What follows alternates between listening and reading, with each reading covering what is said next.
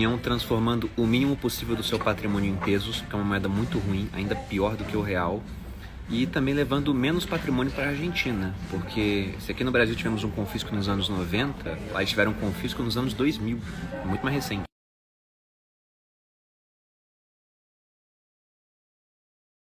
Me arrumar aqui e vou mostrar para vocês.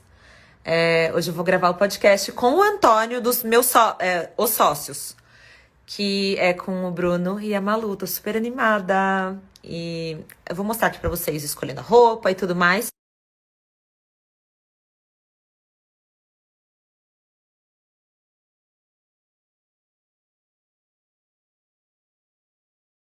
Não sei qual é o intuito desse grupo, quem tá fazendo isso, mas coisa boa não deve ser, porque se fosse, o cara não tá mentindo que sou eu.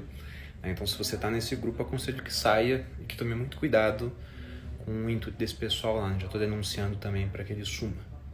Mas você que me segue, eu tenho certeza que você já ouviu eu falando a seguinte frase: o dinheiro é o elogio mais sincero. Por quê, né? Muita gente pode chegar assim e falar, gosto do seu trabalho. E talvez seja sincero, talvez não seja. A pessoa só pode, às vezes, estar querendo ser educada, né? Agora, você encontra uma pessoa na rua...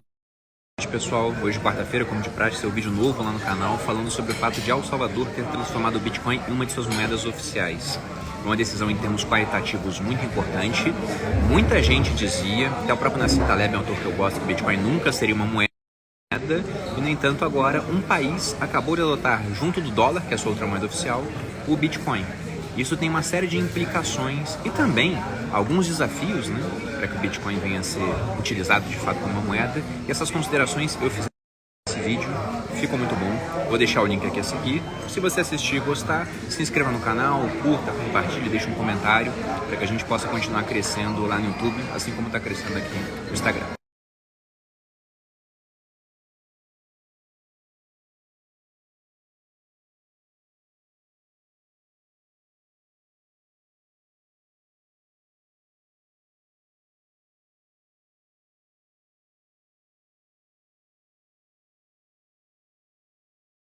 Difícil não falar desse assunto hoje, acabou de acontecer, muita gente pergunta. E o mais impressionante é que muitos tratam isso com extrema surpresa. Você entra no YouTube, tá todo mundo lá.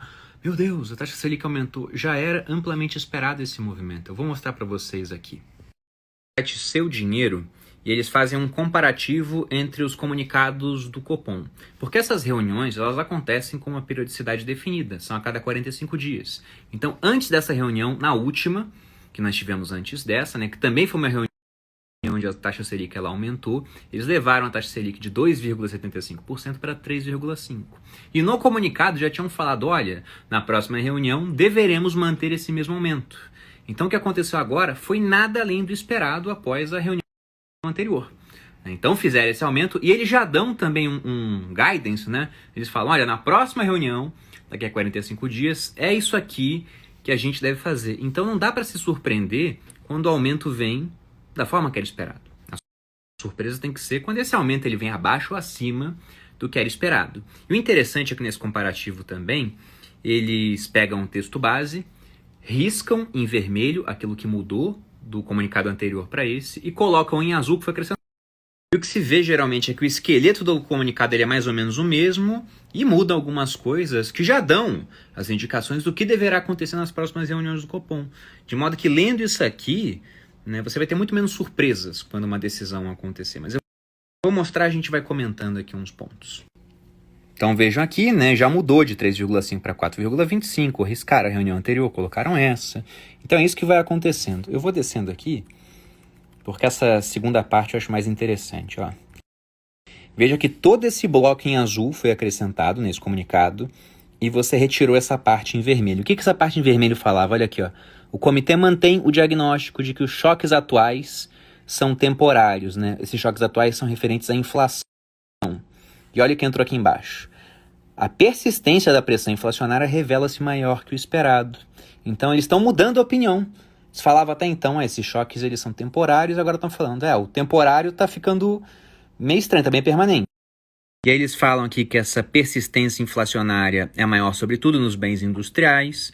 A gente pode olhar o IGPM, por exemplo, que está batendo aí acima de 37% acumulado em 12 meses, enquanto o IPCA está na casa dos 8%, né? Porque o IPCA mede os preços ao consumidor, e IGPM ele tem um componente muito forte de preço ao produtor, 60% do índice é isso. E está disparando, o produtor ele segura o preço enquanto dá, uma hora ele vai repassar o preço para o consumidor. Colocam considerações aqui quanto à lentidão da normalização da oferta, enquanto há uma resiliência da demanda. Então o pessoal continua querendo consumir enquanto menos está sendo produzido. Com isso, os preços tendem a subir. Fazem menção aqui ao cenário hídrico, colocam que mesmo com o real se apreciando, a inflação deve ficar mais alta. Então, fazem todas umas considerações importantes aqui. E abaixo, eles já fazem também mudanças de números, né, de projeções que eles tinham, por exemplo, para o final do ano e 2022 também. A gente vê aqui a questão do câmbio. Estão considerando que vai terminar o ano melhor, a previsão era um câmbio em 5,40, agora é 5,05. Eles falam aqui também, veja uma mudança sutil, riscou o no topo e colocou acima. O que é isso? Medidas de inflação estavam no topo da meta, no intervalo compatível, agora estão acima. Qual é a meta de inflação? Você vem aqui no site do Banco Central, meta 3,75% ao ano, com 1,5 pontos de tolerância para cima ou para baixo, ou seja, o teto da meta seria 5,25. Enquanto que está a inflação em 12 meses, medida pelo IPCA, 8,06 para uma Selic em 4,25. Então a gente está atrasado, né? Essa Selic está muito baixa para essa inflação aqui. O Copom está correndo atrás da curva. Ele tem que corrigir isso. Voltando ao comunicado. Você vê mudanças aqui também quanto ao patamar da Selic projetado para o final de 2021. Então veja que o cenário era de Selic em 5,5 no final do ano. Agora já está em 6,25. 0,75 maior para o final do ano. E a Selic lá para 2022, 6,5. E o interessante, né? Veja aqui o cenário de preços administrados, porque você tem expectativas para inflação, mas essa de preços administrados, olha como subiu. O que são preços administrados? Por exemplo, conta de energia, plano de saúde, preço de combustível, preços que não são regulados por simplesmente oferta e demanda, pelo mercado, né? São preços de fato administrados. O governo tem um grande componente nessa decisão. Aumentou de 8,4 para 9,7. Então está em quase 2 dígitos esse reajuste aqui para 2021. E isso, olha aqui em azul, adota-se uma hipótese neutra para a bandeira tarifária de energia elétrica, que se mantém em vermelho patamar 1, em dezembro do ano calendário. Ou seja, se piorar isso aqui, né? Então essas estimativas todas ficariam piores porque energia é insumo de tudo que se faz. Quanto mais cara a energia, maiores os preços das coisas. E tem mais umas observações aqui antes de partir para o fechamento. Uma, pensando em um cenário onde a inflação pode ficar na meta, pensando na queda do preço das commodities, porque o preço dessas matérias-primas caem, né? O preço das coisas começa a cair, a inflação fecha dentro do esperado. E a outra pensando no cenário de piora, caso a gente tenha uma pressão sobre a demanda agregada com prolongamento das políticas fiscais, ou seja, dá mais auxílio para as pessoas, vão querer consumir mais, oferta limitada, o preço das coisas aumenta. Isso elevaria os prêmios de risco do país, ou seja, mais juros aqui no Brasil necessários, né, para atrair o investidor. E apesar da melhora recente nos indicadores de sustentabilidade da dívida pública, porque o PIB cresceu, não que a dívida tenha diminuído, mas o PIB crescendo fica mais sustentável, isso seria ruim. E aí chegamos na parte do comunicado. Repare que aqui quase nada mudou. Riscaram só o 3,5 e colocaram 4,25. O aumento, 0,75 igual à última. Decisão por unanimidade. Todo mundo quis fazer isso aqui. Entendeu? E aí o que muda é essa parte aqui de baixo. Repare que tem muita coisa riscada em vermelho e muita coisa acrescentada em azul. Por exemplo, antes eles queriam... O cenário básico do Copom indica ser apropriada uma normalização parcial da taxa de juros com a manutenção de algum estímulo monetário ao longo do processo. Agora não querem mais normalização parcial, é normalização da taxa de juros. Tiraram isso de algum estímulo monetário ao longo do processo. Antes eles queriam juros ainda mais baixos, porque juros baixos estimulam a tomada de risco, né? Agora já falaram, vamos levar o juro para um patamar considerado neutro. Então, nem muito baixo, o que estimula demais a economia, nem muito alto, o que contrai a economia. Querem um juro de equilíbrio, né? E isso é necessário para mitigar a disseminação dos atuais choques, que eles colocam aqui novamente temporários, mas nas palavras do imortal Milton Friedman, nada é tão permanente quanto políticas temporárias do governo, né? Então vai saber quando essa inflação ela vai ficar normalizada, mas por isso aumentaram. E aqui embaixo tem uma outra parte muito importante também pensando no futuro. Vejam aqui, para não ter surpresa, né?